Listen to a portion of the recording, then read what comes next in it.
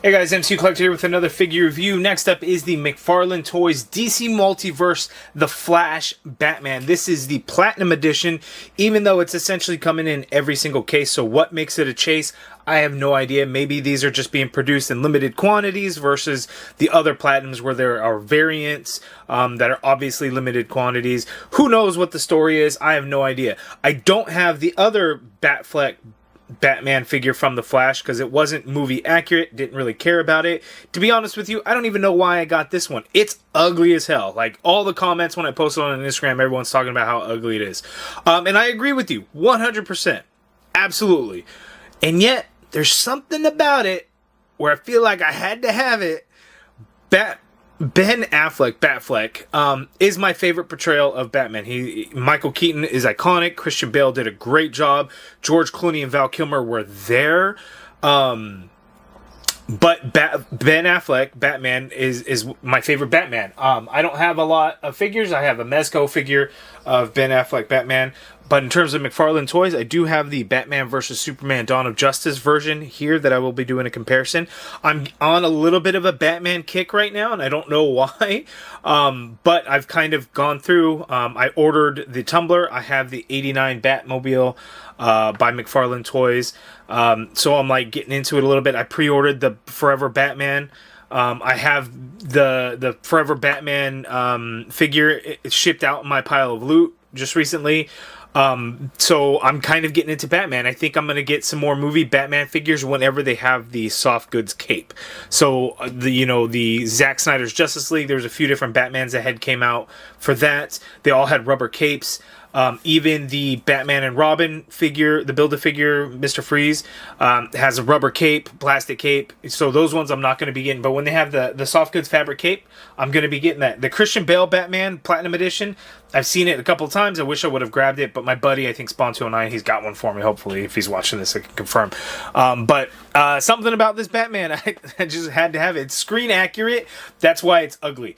But let's go ahead and get this out of the box so we can go ahead and take a look. You got the Flash movie logo there. We got some artwork there for that Batman. But yeah, let's go ahead and check this one out. Okay, here's the Batman figure out of the package. And it's so much worse out of the package than it is in my goodness. So I think the problem with this figure is the coloring of it. Now, is it screen accurate? I think technically kind of yes. Does it really look like this in the movie? Not exactly, but yeah, kind of. Like, I saw the movie a couple of times. I did not like the movie. I didn't think it was very good. From story standpoint, from a CGI standpoint, like, a lot of things were really bad in this movie. Ben Affleck was probably my favorite part. That opening sequence was pretty cool. And yes, he does have a gray and dark blue suit. This is a very bright royal blue. I don't think that was really accurate. I think it should be a much darker blue, like a very deep navy. Think of something kind of along the lines of this Taskmaster here. Taskmaster is a dark blue color. It might look black in certain lighting, but it is a blue color. And that's kind of the best thing, right? If it's blue, but it's so dark that certain lighting, it might look black. I think that's the color that it should be going for. In my opinion. Maybe I'm wrong on that. And I think that would make for a better looking figure. The other one that they released was black. I think the torso piece may have been different. I think the legs may have been the same. I'll have to take a look at some images. I never picked that one up because, I didn't want to. It's in stock at Big Bad Toy Store, and I've been thinking about, just ordering it and adding it to a pile of loot and just eventually getting it. I haven't decided yet or pulled the trigger, but kind of interesting. But anyway, let's go ahead and get in for a closer look. And see the details of this figure. I was going to say the cool things, but I don't know that I could say they're all the cool things. But keep in mind, I may say fairly negative on that. I still like the figure. Like, I still like what it represents, even though I know that's weird, but I still kind of do. Let's get in for a closer look. Okay, so here's a closer look, and you know what? I looked up pictures of the other one that came out that was in all black. I think it's the exact same sculpt. I don't think anything was changed. It's just, that figure would have gone based on concept art, even though the movie was ready forever. You think, well, maybe I guess the figures could have been ready forever too. But anyway, I think it's going to be the exact same sculpt. It's just, all in black color. This is like light gray and bright ass blue. Like, that's way too bright a blue for that cape, but it's a soft goods cape, so that's cool. We have that there. The cowl, darker blue. I still think it should be darker than that, but it is darker blue. I wish the cape would kind of match that, and you would think he would be able to do something like that, or get a darker soft goods, a darker cloth. So I don't know what happened there, but I think that's the biggest downfall to the figure. And again, the light gray, so you have all these armor pieces on there, the extra padding, that's all in this light gray. Get some black straps in some areas, and that works out well or whatever. It's just, again, I think it's just too light a gray there. Now the suit itself is a gray color. I don't necessarily mind that, I guess. Maybe a little bit of a darker would be better, but it is kind of funky. I like the bat logo there in the front there, but man, just that bright blue is crazy. In terms of accessories, every figure comes with a stand, and then this one has that trading card with that artwork from the back, and then he also has these open grip hands that he comes with. No additional accessories there whatsoever. I want to do a comparison. Like, this head sculpt doesn't scream Batfleck to me, but it looks more like Ben Affleck than this thing does. This is terrible. The head sculpt is terrible. It looks like a generic comic Batman head. It does not look like a movie head sculpt, like a real actor at all. This one, I think, does remind me of a real actor. He has a little bit of a wider chin there. It looks more like Ben Affleck. I don't know if these heads can pop off easily. Oh, I think so. Let me try that. No, that didn't work. I don't know if that's normal. You guys will have to let me know, but I was like, oh, maybe I could swap the heads to see what this head sculpt would look like on there. And I guess I could just rest it on there. And that would look better for sure, but still not like super Ben Affleck look, but I think that definitely would be better. So, whoops, there. Let me put this back on there. I'm poking the hell out of my hand with those bat ears on the cowl. Yeah, I'm going to have to... Ooh, did I just bend the hell out of that? No, not really. I'm going to have to work on that.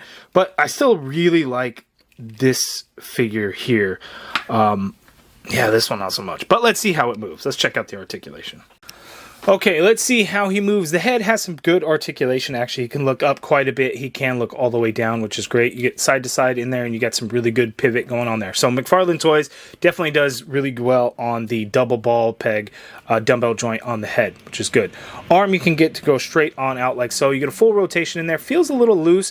You have that fake butterfly joint in there, which allows a little bit of motion, but it's not really a true butterfly. It just has a very large opening in there, and then this other ring in there to help fill out the gap, but not a true butterfly joint. Allows for no crossbody, doesn't really get the arm to go back whatsoever.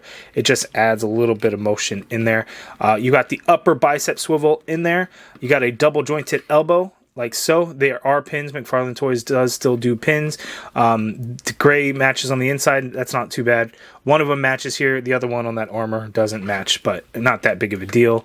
Pinless would be nice, but maybe one day McFarlane will move towards that.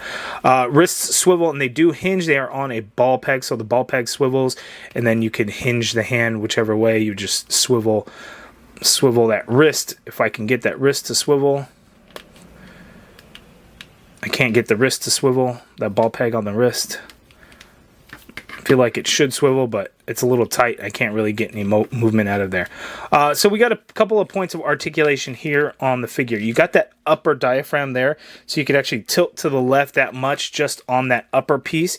You could tilt to the right there, so that's decent. It goes back a little bit there, as you could see, and then coming forward is going to be nothing at all because of the design of it.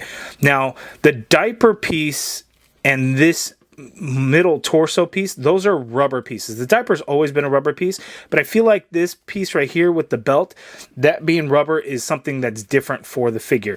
It does have like a ball joint at the waist, so total tilt is that much.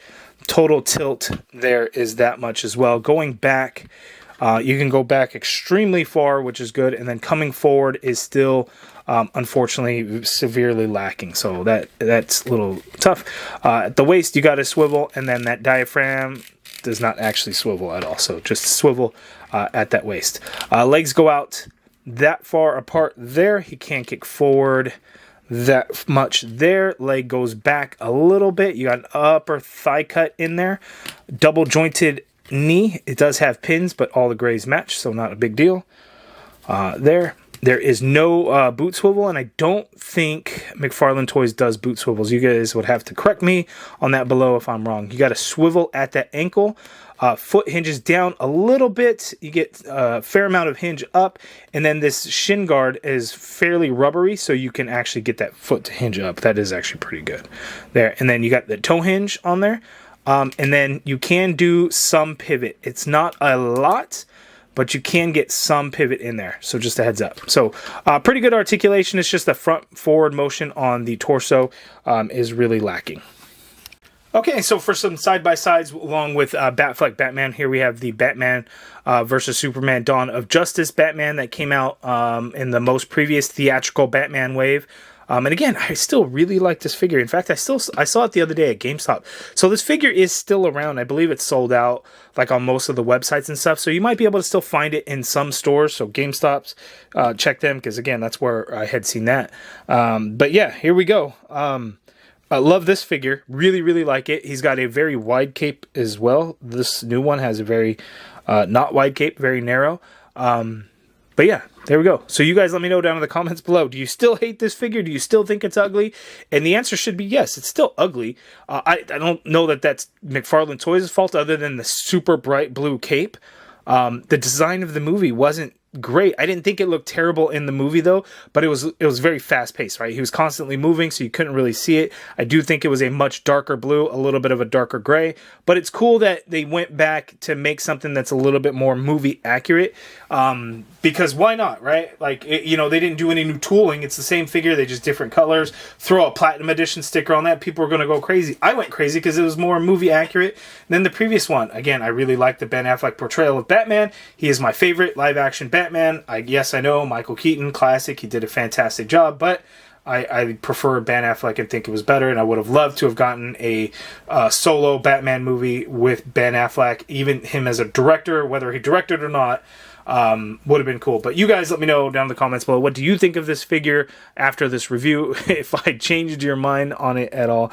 Nobody's really picking up. 2 out of the 3 targets in my area still have this figure sitting on the shelf from yesterday and today after I looked. So it's not going to be picked up as much. I was able to easily find one at a Walmart also. So there's that. But you guys let me know your thoughts down in the comments below. If you guys like this video, please do me a favor. Hit that thumbs up button. Subscribe if you haven't already done so. And as always, thank you for watching.